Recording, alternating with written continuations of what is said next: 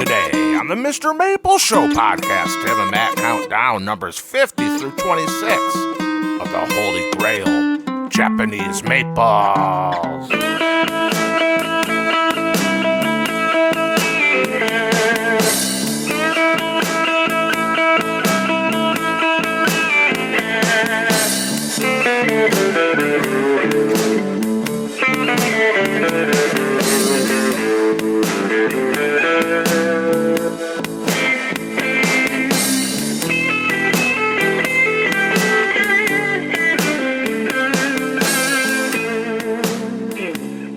All right, guys, we are rolling along through our list of the top 75 Holy Grail Japanese maples.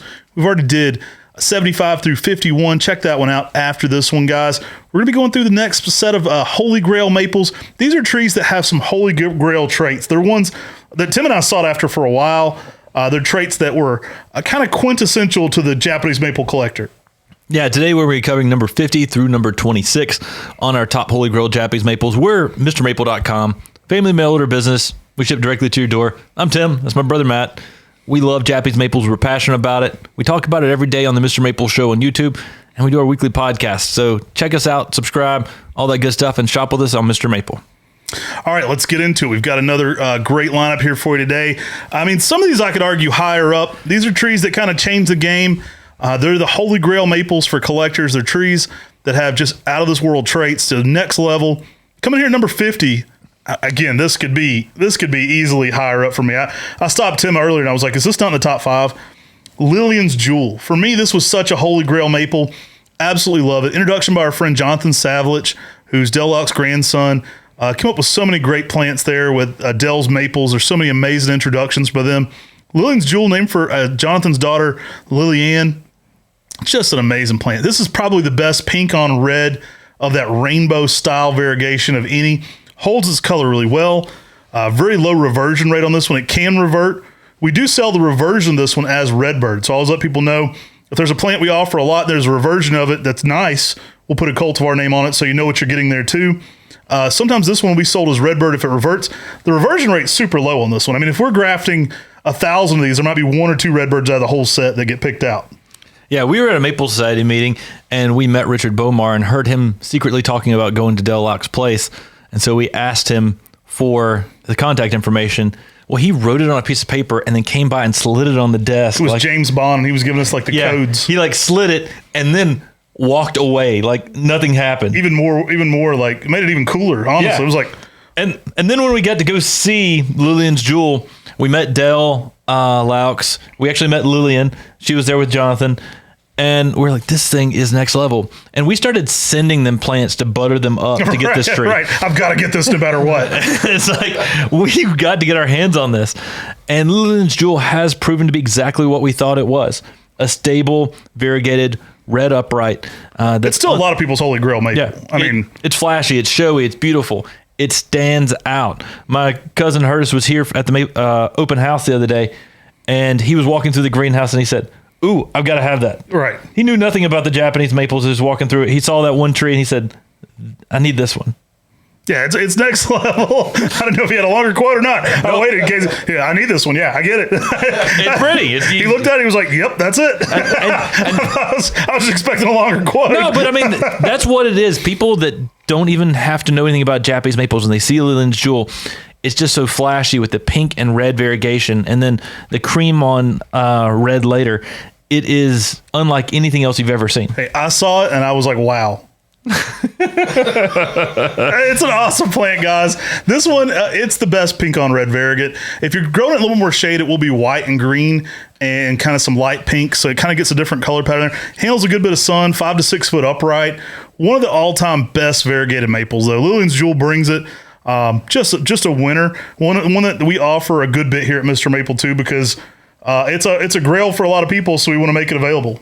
All right, coming at number 49, we've got Acer Japonicum Gossamer, a selection that was found by Billy Schwartz as a chance Japonicum seedling that he claims is a hybrid between the tree that's labeled as Aconitofolium at Red Maple Nursery, the original one, and Acer Palmatum dissectum. The question is it really I don't know, but it looks like it. And that's the thing that makes this tree super cool. Say the catchphrase. You know you want to. There's nothing awesomer than a Gossamer in fall color, guys. Go watch our full breakdown on this one. It is crazy. I talked about the some other Japonicums going full Hulkamania. This one is yellow, red, and orange. It is full on Hulk Hogan sometimes in the fall. It has that crazy fairy hair-like quality to it. It gets really stringy. I love how stringy the growth gets on it. I mean, it's one of those trees that evokes a lot of imagination for me in the landscape. Gossamer means stringy or thread-like. Really cool. One of the thinnest foliage, smallest growing Acer Japonicums of them all. Very next level. I know we got our original Gossamer that's in the ground at my parents' house.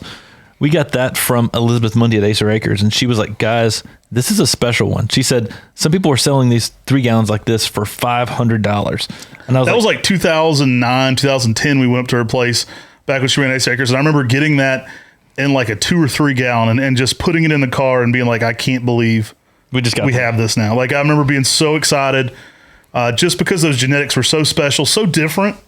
I mean, there's certain trees you just remember them because they're so different than the rest. Got to be on the Holy Grail list. And then we went to go visit Billy Schwartz probably the following year and got to see the original Gossamer at his nursery. And just seeing that, I mean, it wasn't on grafted. It was just the seedling. And so it was much smaller than the 3 gallon that we had taken home the year before. We talk a lot about going back and listening to our older podcast. Go look up the Billy Schwartz experience here on the Mr. Maple Show. You'll love that one. Muhammad Ali stories. I mean, he talks about racing Moses. There's all kinds of stuff. You have to go listen to it for the full stories, but go watch that one, guys. Unedited. It is a hoot. Yeah, we didn't clean any of it up. It is uncensored, and it is full on calamity. I absolutely love it. One of my favorite podcasts we've ever done. Go check out the Billy Schwartz experience here on the Mr. Maple Show. All right, guys. Coming in number 48, we've got Acer palmatum Gable's Glory. This is a tree we got along the same time as we got Lillian's Jewel. Mm-hmm. And the more we've grew this tree, the more we realize how special this tree is. The color changes that this has throughout the season, from being a pink red in the spring to turning to yellow in the older growth and getting that pink purple red color on the new growth again. It's just a chameleon of colors. I remember the first time I saw this one. We were there, and Del Laux was there. He was still alive, and Jonathan was there with him. And they were really enjoying just blowing our minds. And he goes, let me show you this one. And when they brought us over to Gable's Glory, Tim and I were like, oh my gosh, this is nuts. I mean, sometimes this one gets a more orangey color to it on the bark. I've had yellow winter color on the bark. So you can get a little bark interest too on this one at times, especially when it's out in the sun. The colors on this are nuts. I mean, it is a color that it's not like any other maple in the landscape purple wise. Like, it is a weird shade of purple that then later into the season starts to turn yellow. So it'll have yellow or older growth with this crazy purple coming out of it. It looks like 2 plants. It does look like 1 plant. It's absolutely crazy on the color patterns. I mean, there's really nothing else like Gable's Glory in the entire trade. Yeah, I mean, the colors are outrageous. And the more you see this tree out in the landscape and garden, you begin to realize how special this tree is. The photos are real on Mr. Maple. There's some of our customers' photos where you can actually see this doing this throughout the seasons. Guys, next level tree, and it has that traditional bloodgood style leaf, but a more intense color in the spring than bloodgood, but then yellow growth there in the summer on the older growth, and then that intense color again returns with the summer flush. So next level, for intents and purposes of calling it a red upright in the spring, it's a red upright on crack. On crack. All right. Coming here at number 47, we've got Dragon Master. I could rank this one way higher. Again, this one is the Weeping Ryusen X Orange Dream. So you get everything you love about Orange Dream and Ryusen kind of mashed into one tree. Pendulous. I tend to stake it up to about 5 to 6 feet tall, then let it weep down from there. Much larger leaf than lot, so it has almost a larger round leaf to it. I can get bold orange on this in the early spring too. Really my favorite of the Weeping Ryusen styles. I remember talking to Don Shadow, and he's like, guys, I've got a yellow weeper. And we're like, we do too. And then we're talking to Talon Buckles. He's like, guys, I've got a yellow weeper. And we're like, we do too. Everybody was kind of being cagey about it. Everybody was being like, this is the coolest new thing. And, Don had his yellow weepers. Talon had Golden Falls, and a yellow Cascade. There's actually a yellow one that was introduced in Europe called Golden Cascade, I believe, or Gold Cascade. This was ours, and I think we may have been the first to actually release it in numbers, and we were the first people to market with the yellow. And we actually were the first with Golden Falls too, I believe. we brought out all the Golden Falls from Talons. We're the first people to offer that one retail. Yeah, so I mean, we were the first to bring the yellow Weeper to market here in the United States. Dragon Master is still my favorite of all of the ones out there. It's my favorite. I like how kind of pale it gets in the late part of the summer. I like how orange it gets with the border. You can kind of get a border with a yellowish eye to it. Kind of reddish orange fall color too. I just think it's all around the most refined to me. Yeah, I mean, when you have that weeping, strongly vigorous habit like Rikuzen, but with that yellow color, you have something that's going to shock people in the landscape. For years, people didn't like the yellow color because they thought yellow meant that plants look sick. But to me, I think a garden that uses yellow in the garden looks pretty sick, nasty, pretty awesome. And that yellow just brings out all the other colors in the garden. And I saw it and I was like, that's sick. Yellow's becoming the color everyone's using in the garden now. It is. And they're starting to realize how special it is in landscaping. And this is the game changer, Dragon Master. Absolutely next level. Great for container, great for hanging basket. Again, I try to stake it up and let it do its thing, but I find this to be my favorite color pattern-wise of all the Rikuzen styles. All right, guys, coming in number 46, we've got Acer Palmatum Celebration. To me, this is one of the holy grails of Japanese maples because it has a color on a reticulated style that's intense like no other. That pink-purple color is kind of hard to describe because you think pink-purple, you think something like Olson's Frosted Strawberry. It's almost like a metallic-y purple. It is different. It's not a Magashiguri pink-purple. Mm-hmm. It is an intense pink color that is just outrageous, and it looks like you took a marker and you colored in this is intense highlighter. Yeah, the reticulation on it's the purple part, and then the leaf itself is almost like a hot Barbie pink, like a hot pink. Like it's neon pink. Love the colors of this one. 5 to 6 foot, typically 6 foot in 10 years in that kind of size range. Small upright tree, great for the container garden. Really a beautiful showstopper. Dark bark on it as well, which I think adds to the overall aesthetic of the plant, having that darker bark. One of the all-time best of the new ghosts. Like it, again, another one that has been heralded as possibly Talon's greatest intro of all time, which is saying a lot. Celebration, really a great plant. And I find this to be, one of the top plants. We talk about what's in a name, but Celebration's a great tree. Like a lot of people are looking for a tree to celebrate somebody, celebration of life, celebration of birth, celebration of a birthday for somebody, just celebrating a friend. It's a great way to commemorate that and give them something that's outside the box, something next level. Like I had a child, we had a giveaway, and we were talking about having the child, so we gave away a celebration. It makes sense. Yeah, I mean, it's one of those trees that not only is the name great for that, it's super next level. All right, guys, coming in number 45 is a tree that's got a lot of lure behind it. We're talking about the red lion's head Kurenai jishi. We'd heard for years that there was a red Shishigashira in Japan.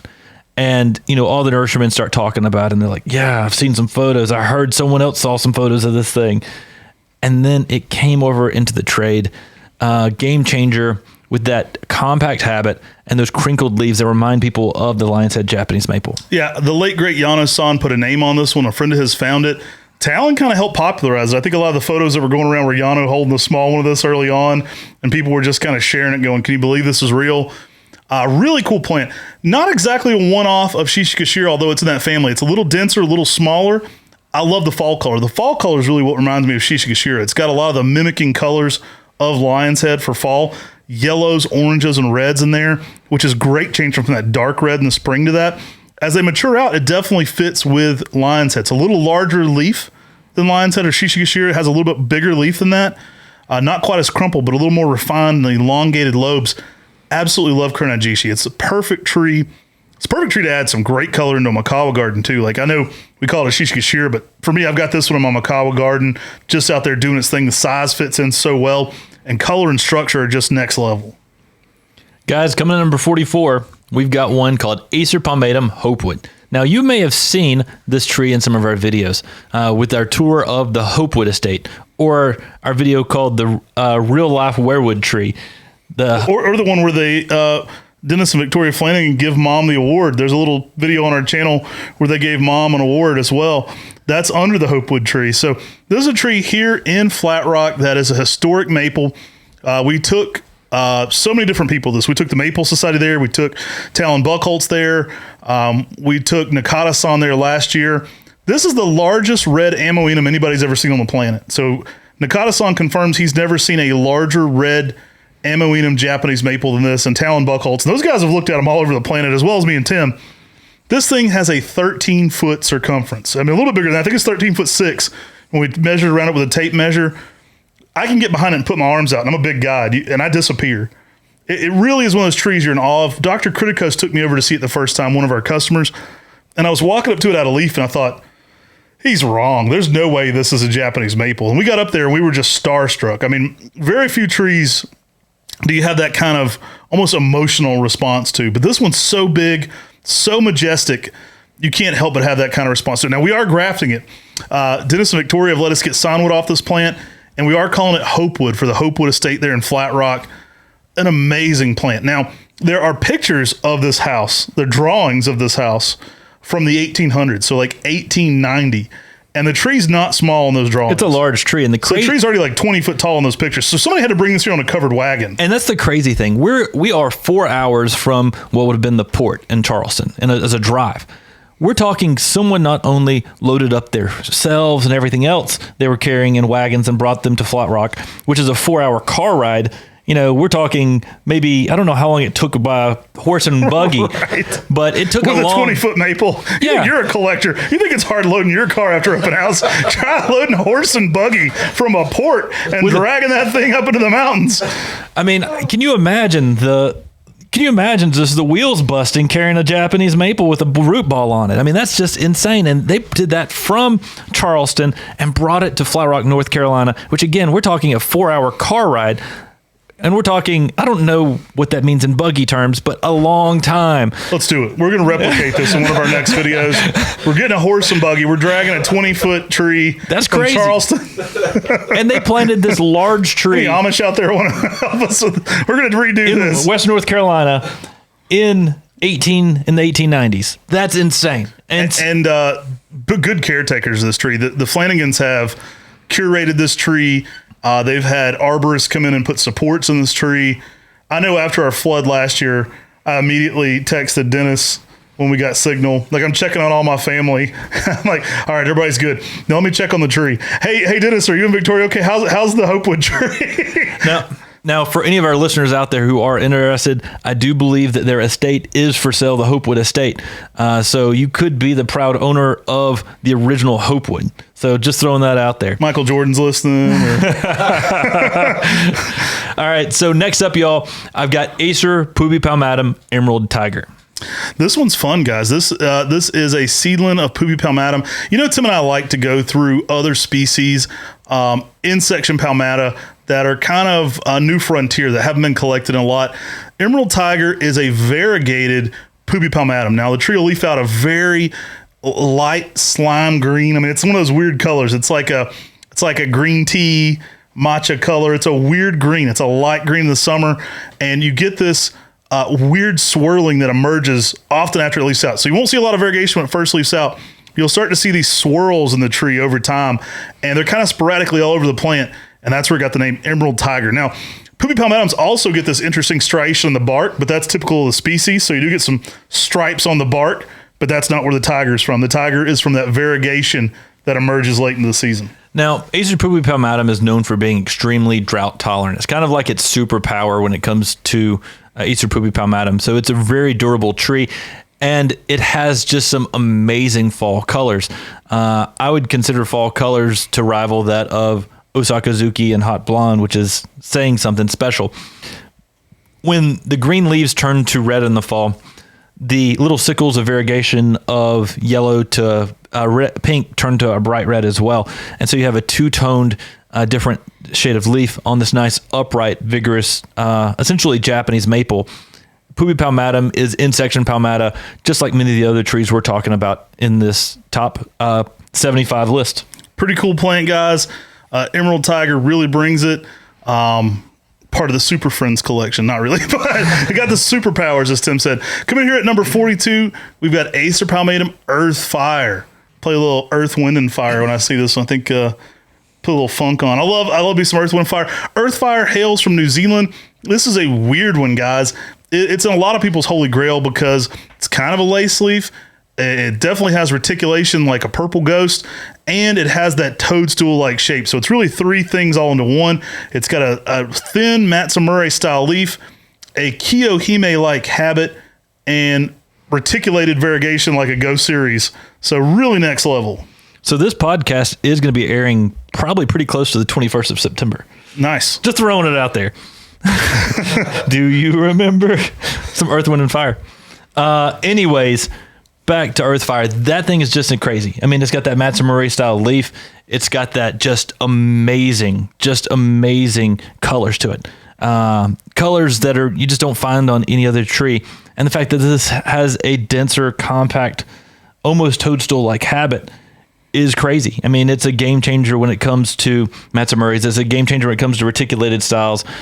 And it just changes everything we know about what characteristics certain trees will have. When I saw this one, it was on my list as a Holy Grail. I had to get it.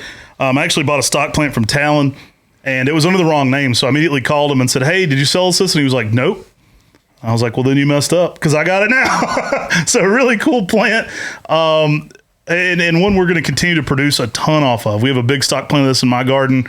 I have one that we planted in a 20-gallon. And I mean, it's probably 3 feet tall, more like 4 to 5 foot wide now.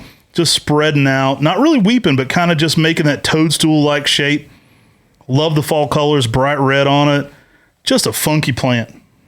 All right, guys, coming to number 41, we've got Acer Palmatum Purple Curl. Speaking of funk, this one is full Parliament Funkadelic. If that was Earth, Wind, and Fire, this one's George Clinton. Gotta have Purple that Curl. funk. I love it, guys. Purple Curl is wild. It is out there. This one is a collector plant for sure. A lot of people's Holy Grail. Talon Buckholt's introduction. This one gets some crazy separation in the leaf. You start out with this beautiful purple shade, but then you get this malting gold kind of through. It almost reminds me of like the Japanese pottery where it's like the brokennesses. You know, they fix all the pottery with gold, but it has that like creeping lines through it like that. I love it. I love it. Peter Van Rissen was visiting our nursery, and he only took a few photos while he was here. And one of the photos was with us. The other one of the photos was Purple Curl because he was like, "That is crazy." He never saw anything else like that. And Purple Curl is it's a collector piece too. I mean, someone who's not into Japanese maples is going to say, "What in the world's going on?" But if you're into Japanese maples and you started to get a collection, you start to realize how special Purple Curl is because there's nothing else like it. We've mentioned before that we've got the largest selection of Japanese maples in the United States. There's nothing. I mean nothing like Purple Curl. It is beautiful and it's special in a very unique way. The way the leaf curls with purple sometimes and then like a yellow orange kind of malt to it. It is variegated like no other. All right, guys, coming in here at number 40, we got Judy Girl Broom. I like how you spelled it, girl, G-U-R-L. That's how he spells it. That's how Billy his word spells it. What up, girl? He does. That's the correct way. Well, he spells it wrong too, so we'll go with that. Judy Girl. All right. Billy said, and this is high praise because Billy's found over 100 brooms. He said this is his greatest broom of all time. He did take us to the original. We got to see it there. I love this thing. It's a cherry red. It's a great color in the spring. Great growth to it. Great structure to it. All around, it is one of my favorite red brooms I've ever seen. Yeah, I mean, it is named after his girlfriend, Judy, who's super sweet. She came to visit us not too long ago as well. But this one has such a really nice rounded habit. The original tree was there not too far from Downingtown, and it was right near a power line.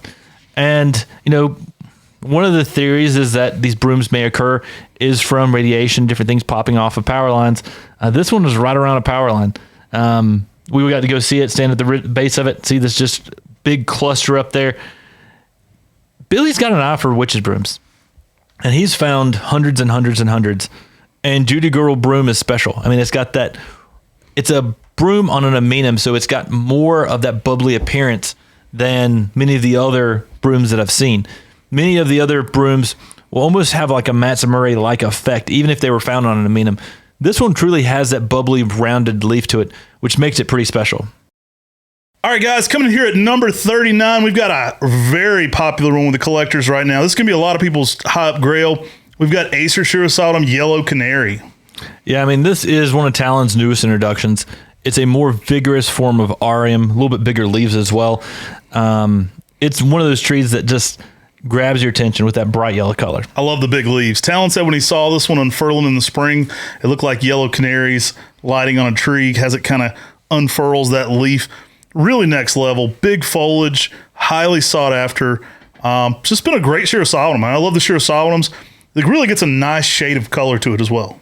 Yeah, I mean, the Shirosautums are some of my favorites, and the fact that you get a little bit bigger leaf and yellow, it's definitely a winner. It's one that everyone seems to be after right now. It's a lot of people's holy grail when it comes to Japanese maples. We're doing our best to try to produce those as much as we can to make those available here at Mr. Maple. We've been, offering it pretty frequently, but our goal is to be able to make it easier and easier for people to get this tree. All right, guys, coming in here at number 38, we've got my holy grail from Australia. We could have separated this out by continents here. This is one I saw online. I saw it was occurring in Australia, and I had to have this one. My favorite purple border, by the way, my favorite purple border maple of that like Sumagaki style. We've got at 38, we've got Emerald Sunset, Acer Palmatum Emerald Sunset, heat tolerant, dwarf, great refinement, typically 6-7 foot in 10 years. Not really dwarf, but small tree status. Really nice leaf, big leaf. Kind of gets a little curl to it, and that purple border holds better, I think, than any of the others. Yeah, and that's the thing that makes this one stand out. It's super heat tolerant, and it holds that purple border long throughout the season. We can be here in Western North Carolina in mid-June and still seeing some of that purple red border. The unique thing about Emerald Sunset as well is the new growth during the summer has that purple growth too. So you continue to get this purple red new growth with that border. It's outstanding.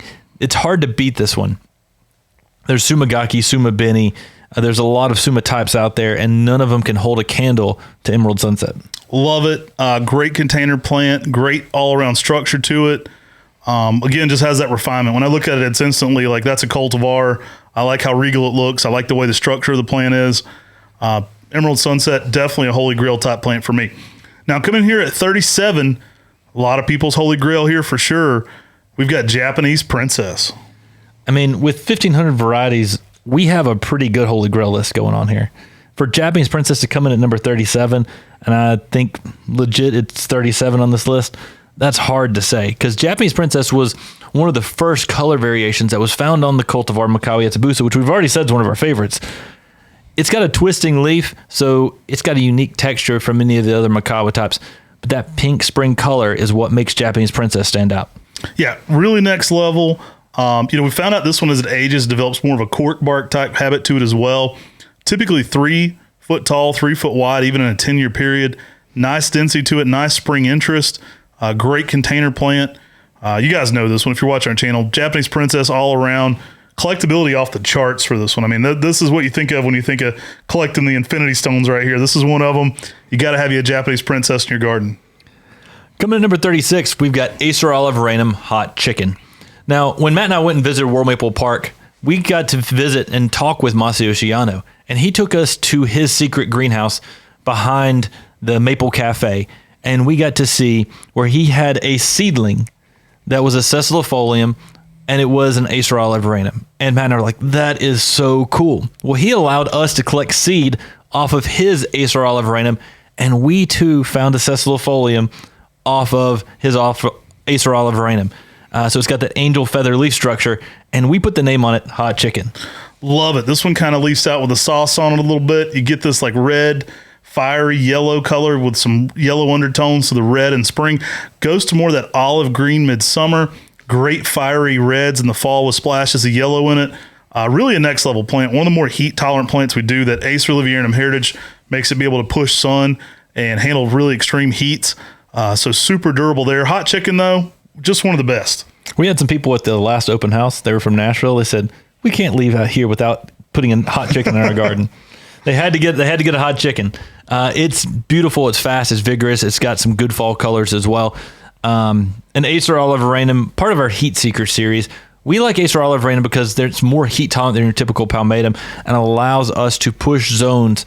And hot chicken just does that in a unique way for Acer Olive Random. All right, coming in here at number 35, we've got Allen's Gold. This one is super interesting. Definitely a grail on a lot of people's lists, especially for bonsai people. This one has a pine bark on a spring interest yellow-orange. Kind of leaves out with some of the things we love about that, like Katsura, bright yellow, bright border to it. But then it starts to develop a pine bark, fissured bark to the bark. I mean, Allen's Gold is unique in that way. We originally didn't realize that it was a pine bark, and neither did the person who was one of the first people to graft it. Eventually, when we realized it develops that pine bark, it's slower than something like Arakawa or Nishigawa, but you have a pine bark and you've got a spring interest. That is a game changer. All the time for bonsai, people love Arakawa and Nishigawa. They also love the spring interest types. And so here we've got something that does both. In the landscape, that gives you something special because it gives a tree that gives you spring interest, but also a tree that can look like 100-year-old tree and not that long, because that pine bark will give it that aged appearance in your garden. Guys, game changer. Game changer when it comes to Japanese maples. I often look at a plant and I think, what could someone create? And you often think, you can't really get too many features on that. I don't think the genetics can handle it. And then all of a sudden, next thing you know, this thing's getting all these features that we think would almost be like a creative player for a Japanese maple. That's what makes Allen's Gold so special. All right, guys, coming here at number 34, we've got the original Talon Buckholz introduction, his very first introduction, Acer Palmatum Fairy Hair. Definitely a holy grail for a lot of people. This one's weird, that thin, stringy foliage, very next level. One of the thinnest leaf Japanese maples in that Linear family. And one of my favorite times to see this one is when it hits that fall color. It's got a little pink splashed into that. Oh, that's special. There's some big ones out there at Buckholz in the ground. The very first grafts of them are there at Buckholz, 2 of them. One in the container, one in the ground. When that one in the ground hits its fall color, man, I get it. This one almost looks conifer-like. It almost looks like a pine needle at times, too. I'm excited because our fairy hair in a container down there and the one in the ground have a lot of seed on them this year. And so I'm real excited to be looking through what genetics could become from this. See, fairy hair is was a chance seedling found from Scolopendrifolium. If you look through Scolopendrifolium, about 5% of the time you can find something that looks similar to fairy hair, but then you need to graft it almost immediately, and they're difficult to graft because they don't develop good roots. And then you get this beautiful tree that you can enjoy in a container. For a Linear, it is the thinnest leaf Linear that's out there. It really does look like little hairs off of this Japanese maple, which gives it this conifer almost like vibe to it. Very unique and special for something that goes to that red fall color, that pink red color Matt was mentioning. Was one of Talon Buckholz's very first introductions. In the same seed flat, he found Red Cloud, and it's so different. We're talking about a tree that's upright red, much larger leaf, more vigorous. And then you've got Scolopendrifolium, super thin, thread-like leaves, slow growing. I mean, exact opposites on the spectrum. Cool that genetics can be that varied in Japanese maples. But fairy hair is really special. And it is one of those trees that you want to make sure you give good drainage to. The fact that it has such thin leaves means that it's often overwatered because those leaves don't need as much moisture as your other Japanese maples. So be careful and don't overwater your fairy hair. All right, guys, coming here at number 33, we got Hot Sauce. This is an Acer liviatum X palmatum found by Masayoshi Yano. We did put the name on it here at Mr. Maple. It's part of our Heat Seeker series. Hot Sauce is one of the best red uprights for heat tolerance. This is a seedling that was found at World Maple Park. Now, the original name on this was Nakahara Beni A. There's a Nakahara Beni A and B. Hot Sauce is what A became. Absolutely amazing plant. Now, the late, great Yano contacted us after we got this one, and he said, guys, I love the plant, but Nakahara Beni A isn't a real name. I don't want it getting out into that name. Put a name on it, and we talked to Yano-san about it. He liked the name Hot Sauce. He actually got his start taking pictures of food, so I think he would get a little kick out of our hot chicken and our hot sauce and our hot tamale. Bit of a foodie himself there, Yano-san. How he got into maples was actually taking pictures of maple leaves with food. So little bit of an homage there too to how Yano got into trees. Some food names on a few of the ones there from World Maple Park. Like the red Shishigashira, the red Acer oliveranum was the hype in the nurserymen. They were trying to figure out how this happened and where it was in Japan, because Acer oliveranum, we all know, is amazing. It's one of those trees that can just have extreme heat tolerance. And then when you add a bloodgood style leaf to it, you've got a winner all the way around. This one was fabled. When I talked to the late great Don Shadow and even our good buddy Ted Stevens, Ted was telling me, I've heard of one. I've heard they have a red Acer oliviarinum out there in Japan. See if you can find it. That's something that Ted had asked me to look for. The late great Don Shadow had said, I've heard stories that there's a red oliviarinum out there. And so we were really, really honored to get this one to the U.S. and get a name on it, work with Yano on it. And kind of cool that the hot chicken, the hot tamale, and the hot sauce are food names. I know people think we come up with gimmicky names. Yano wouldn't even be into maples if it wasn't for food. That's what got him into it, was food photography. He used to take photos of the leaves. He developed trees that he could put into his photography as he would go around and take food photos. And then he started saying, we'll just get the food out of here and we'll take pictures of just the trees. And that's what got him into the maples. So kind of a little homage to that. But pretty cool plant, hot sauce, one of the most heat-tolerant maples out there. Yeah, I mean, so cool. And all three that have ties to Yano, the hot chicken, hot sauce, and hot tamale, all have that food tie as well. Masayoshi Yano, though, like you said, he said, I don't want the name Nakahara out there. That's a code name. That'd be like for us saying CB32. Right. It was just meaning that it was his request. It was his request that they didn't get out there that way. And so we politely said, well, if you don't want under that name, are these names fine? And he said, yes, love it. And so cool that we got to work with him on introducing those trees to the trade. Guys, coming at number 32, we've got Acer palmatum, Kristin Star. This is a beautiful dwarf Japanese maple that just gives you some amazing colors. Yeah, this one is kind of the more durable Akane,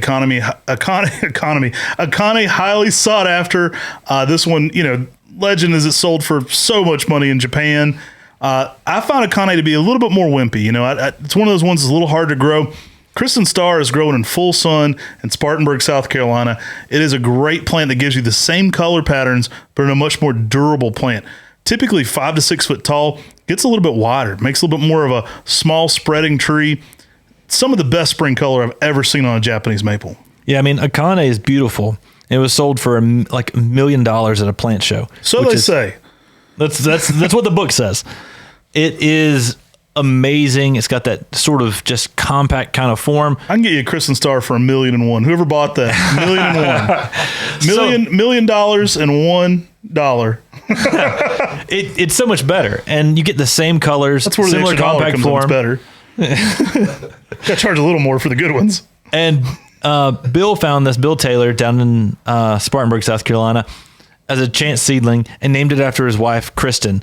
And it is by far just an amazing, beautiful tree. All right, guys, coming here at number 31, we got Cashmere. Play the Jimmy Page, got the guitar riff going. This one is a fun one. This was a seedling we found here at Mr. Maple. A little bit similar to that fairy hair, has some thinner foliage. We find this one to be a little bit more durable, but also gets a little twist on top of that. So it starts to get this spiraling little growth to it as well.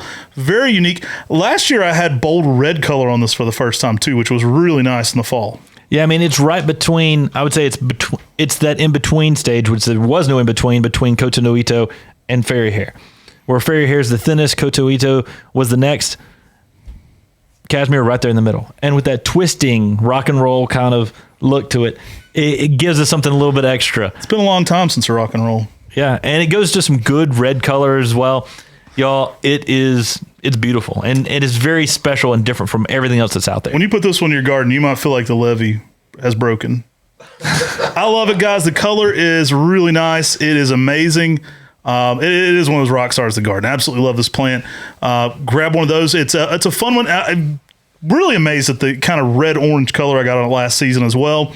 Thin foliage, spiraling. I think that's really what made Brian go crazy for it too when it was in the evaluation house, is that twist it gets to the foliage. Gives it a little bit more something extra going on. All right, guys, coming next at number 30 on our top Holy Grail Japanese maples, we have Acer Shirasawanum Magic Moon. Now, Alan LaFoe would say you underplaced this on the Grail list. I mean, Alan LaFoe he's the GOAT for Mr. Maple memes and our Mr. Maple friends group on Facebook. We sent him one of these as a gift one time, and it was sad when it ended because he had, it'd be like Magic Johnson and like Warren Moon, and it was like the Magic Moon memes went on for forever while he was trying to get Magic Moon to re-release. For a lot of people, this is a Holy Grail plant. Now, this is a really unique one. The seedling was found by Jonathan Salich, same guy who found Lillian's Jewel. I always give him credit for this one. He sent me this one and said, put a name on it. I think it's special. And a really cool plant. To be fair, we traded him. Yeah, we did send him some really good stuff for it. It has that swirling variegation in it on that Shirasawadam style leaf. I told this story before, but big JJ Kale fan. So I was grafting, and I was listening to Cajun Moon. And that just didn't quite fit the tree, but Cajun Moon in my brain somehow morphed into Magic Moon for this tree. Absolutely love it. Really cool plant, great colors. A lot of people's Holy Grail. A variegated Shirasawadam that's actually stable. You get some crazy style swirling in this one. You get some just unique structure to this one. Absolutely next level. I think this one could be probably higher up on the Grail list for a lot of people too. Yeah, I mean, the fact that you get that sort of just yellow malting. The thing that's closest to it on its variegation style would be that purple curl. Magic Moon can get some of this twisting to it. And when Talon saw Magic Moon and saw that it was the Acer Shirasawadam, he said, I wonder if purple curl has some Shirasawadam into it as well. And that's what we're seeing is this unique style variegation that can happen with Acer Shirasawadam. It is very special and different. And guys, it's a game changer when it comes to full moons. It's a game changer when it comes to style variegation. And it's very different than what everyone else thinks of a traditional Japanese maple. Different than, we often talk about it with purple curl, but very different style variegation. I mean, I've had this one almost look like Higashiyama. Like, it's not the same thing. Like, that one kind of morphs and stretches the leaf. Like, you'll see purple curl leaf out all one color and then kind of emerge into this. It's not uncommon for Magic Moon to leaf out almost looking like Higashiyama, then go to more flaking in it. So, I mean, it's a weird one in that style. I really love it. Give it some late day shade for its best color. All around, though, one of my favorite full moon maples. Guys, coming to number 29 is a game changer for the industry, and I don't think people realize it yet. It's Acer Palmatum Rikuzen Shidare. Criminally underrated. This one is dope. This one is introduction by Yanada Tanaka. He actually grafted it from a temple in Japan. Story goes that the tsunami came and wiped it out. He asked for signwood beforehand. They said no, and he got it anyway. And then when the tsunami wiped the original tree out, he went and returned them a giant one and said, this is the importance of sharing. And they were very thrilled to get one back. This thing is so next level, guys. I find this to be probably the first weeping Japanese maple that Ryusen style that's not in the Nakakamado legacy of seedlings. So it's probably a completely different heritage than Ryusen and many of the other weeping styles. This one has a larger Amoenum style leaf. So the leaf is much more like Hogyoku Osakazuki. Great intense yellow fall color. Great intense yellow fall color on that. For that reason, it pairs really nicely with Osakazuki and Hogyoku as well. Large green leaves of this. Looks totally different than Ryusen. So you get this out in the landscape. I mean, it doesn't even seem like it's in the same family because of that. And it's not with the Amoenum style leaf. Super different set of genetics. So next level. And again, that fall color I think on this one is super choice. It's almost like having a weeping form of green star with bigger foliage. I mean, I love the pale yellows and the bright yellows you get on green star. It's one of my favorite fall color Japanese maples for yellow. It's almost like a weeping form of that with bigger foliage. I think it's the ideal tree for many people who have a blood good or a red Japanese maple to put out there in the landscape to have contrasting textures or the weeping habit, the contrasting shape, but also contrasting fall color because Rikuzen Shidare goes to the yellow when your typical blood good or blood good style red upright Japanese maple typically goes to a red in the fall. And so you have contrasting things playing out there very well with those bigger leaves. So it's definitely something that you can do there that you couldn't do before with other Japanese maples until Rikuzen Shidare came along. One of the more majestic looking trees as it ages too. Really underrated, next level plant. Coming here at number 28, we've got Starry Skies. This was on our most shocking list of, I guess, our most outrageous plants at Buckholtz the first time we did the list. This was one of Talon's newer introductions. This is a dwarf Higashiyama style Japanese maple, typically in that 5-6 foot range, even in 10 years. amazing color palette on this.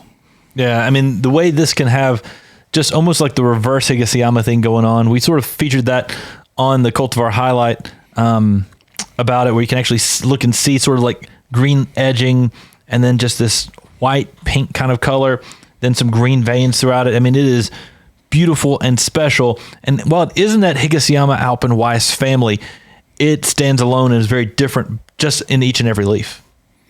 Absolutely next level, guys. A great container plant. It's going to be one coming pretty soon here to Mr. Maple. A lot of people are waiting on this one.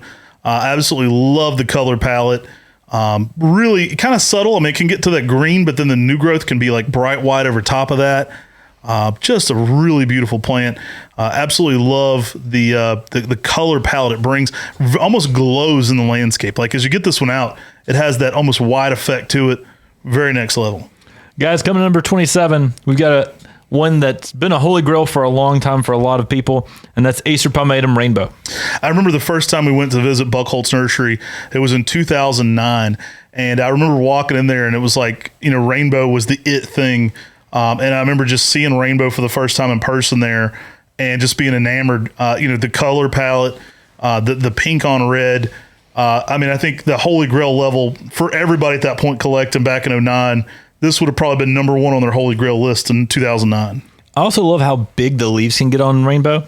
And so when you have that bigger leaf, you have a bigger palette to have that pink variegation on. And you've got a dark maroon, and then that dark maroon really plays off of that baby, just highlighter pink color. It's really special. This is one, though, like many of the other ones that might be on our top 25 list of holy grail Japanese maples, that you do have to prune because it can throw on a lot of reversion. And that means you have to take more, as Yano calls it, cultural practices to keep this one looking great with this great variegation. Absolutely next level. Again, different time frames, different grails. If you were talking about 2009, 2010, 2012, this was people's number one grail plant back then. I mean, it's still amazing today, but really next level color pattern. I remember when this was the next thing out at Buckholtz Nursery, and just being kind of just starstruck by the colors on it. Getting in there and getting to see that for the first time, it was special. Guys, coming in at number 26, our last one on today's podcast, we've got Acer Palmatum Nakakamado Weeping. Now, this is my favorite maple on the planet. So if we were saying the holy grail of trees on the planet to see, this is my number one on trees to see. This is the 400-year-old weeping tree in Japan, known as the national treasure of Japan. An amazing sight to see. We got to go see this in fall color. We got a whole video on that. Nakata-san was so kind to take us over there. We were filming Nippo Nikitai, Japanese TV show that brought Tim and I over through Tokyo TV to talk about Japanese maples. Coming up on 10 years ago. I mean, that's crazy.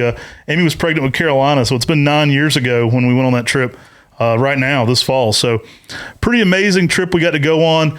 And while we were there at Nakata-san's nursery, they were filming some B-roll for the TV show. We were translating his brochure, and he said he's less than about an hour and something drive from the national treasure tree of Japan. Now, I'd heard about this tree before, so Tim and I immediately get with the translator and say, is this national treasure tree a Japanese maple? And Nakata-san says, I will take you to this tree. And I mean, Tim and I could have cried. I mean, that was literally our reaction. We were like kids in a candy store. And so they had the translator. They said, don't lose Matt and Tim no matter what. We've paid for them to come over here for this TV show. The translator's job was not to lose us.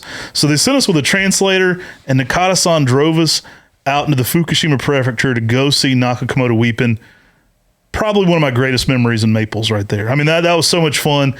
This tree, some reports 600 years old. So some things say up to 600 years old, conservatively 400 years old. The stakes around the tree have dating going back 200 years old. So, I mean, the tree is conservatively 400 years old, potentially 600 years old, according to some literature. Nakakamado Weeping, believed to be the granddaddy to something like Rikuzen. It has those smaller green leaves, that strong weeping habit, a lot of hooks, a lot of hooking to the branches, where it sort of twists and curls. And that's what makes Nakakamado Weeping look so amazing, is you have a tree that has those hooks and curls, but you've got 400 plus year old tree out there, on a hillside beside of a temple. It's so cool, and it's a part of Japan's history, but it's also a part of history of Japanese maples. Yeah, this one, same tree as National Treasure. Nakakamado Weeping is the correct name. It's been listed that way for 400 years in Japan. You can't change the name. There's a sign there in Japan that says Nakakamado Weeping. Now, National Treasure, it is a national treasure. And a guy did bring it to the United States who thought he was going to market it under the name Treasure or National Treasure. But the original name is Nakakamado Weeping. You'll also find there was a lot of different information when we were first getting going on this tree. There's different translations. Sometimes when you're in Japan, it's harder to understand things unless you have a horticultural person with you translating things too. So some things are definitely lost in translation. We now understand by multiple trips to Japan that Jiro Shidare was a seedling from Nakakamado Weeping, not the same plant. Then you start to get into the lineage of Ryusen being a seedling from Jiro Shidare. So multiple trees there actually at Nakakamado Weeping. They're all seedlings from that original one. Pretty cool to see. But Jiro Shidare, a weeping seedling from Nakakamado Weeping. All around, just an amazing plant. I mean, one of those trees you got to have in your collection for the history of it. Special tree in maple lore. And I hope we've got to share this with more people as we've kind of gotten pictures and videos of this one out there more and more. I think people are starting to learn about this plant. So guys, we did our 75 all the way down to 51, and we just finished our podcast from 50 down to 26. Next week, we'll be hitting up 25 through number 1 on the top Holy Grail Japanese maples. Get your Indiana Jones hats out. Get your whip. We are going into Holy Grail territory.